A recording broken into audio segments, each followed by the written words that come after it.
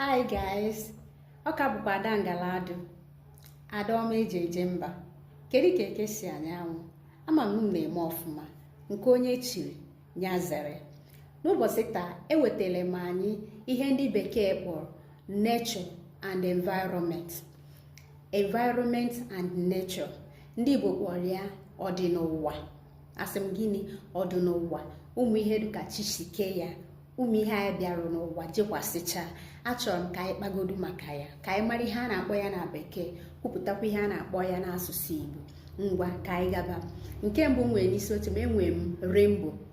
Igbo kpọrọ rainbow egwurugwu. Asị m gịnị? Igbo kpọrọ rainbow egwurugwu. Enwere thunder. Igbo kpọrọ thunder egbe igwe.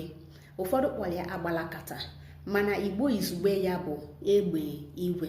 Anyị nwere lake. Lake bụ gịnị? Ọmị. Ụfọdụ kpọrọ ya ome, ụfọdụ kpọrọ ya ọmị, ya bụ lake. Anyị nwee dew. Dew bụ gịnị? Igirige. Dew bụ igirige.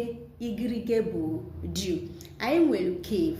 Gịnị ka ndị Igbo na-akpọ cave? Igbo na-akpọ cave ọgba. Igbo kpọrọ cave ọgba. Anyị nwekwara sand, nke Igbo kpọrọ aja. Sand bụ aja.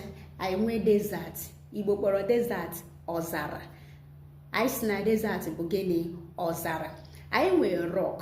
Rock bụ nkume. Ịkpọ ya nkume, kpọọ ya nnukwu nkume.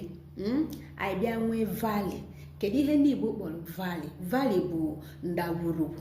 Asị m gịnị? Valley bụ ndagwurugwu. Anyị nwee mountain.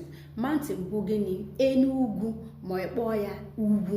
Ịkpọ ihe enu ugwu, ịkpọọ ya ugwu. Asị m gịnị? Ugwu. Anyị nwee river. Gịnị ka ndị Igbo kpọrọ river? Osimiri. Ụfọdụ kpọrọ ya osimiri. Ọ dị ka ndị si asụ. Igbo na-asụ n'onu n'onu. Earth. Kedu ihe Igbo kpọrọ earth? Ụwa. Igbo kpọrọ earth ụwa. Anyị nwekwara sun, anwụ. Anyị nwere sun, anwụ. Anyị nwere kpakpando, stars, stars of heaven, ka ndị Igbo kpọrọ kpakpando. Ọzọ dịka ibu na anyị nwere wave. Anyị nwere wave. Igbo kpọrọ wave ebili mmiri. Asị m gịnị? Igbo kpọrọ wave ebili mmiri.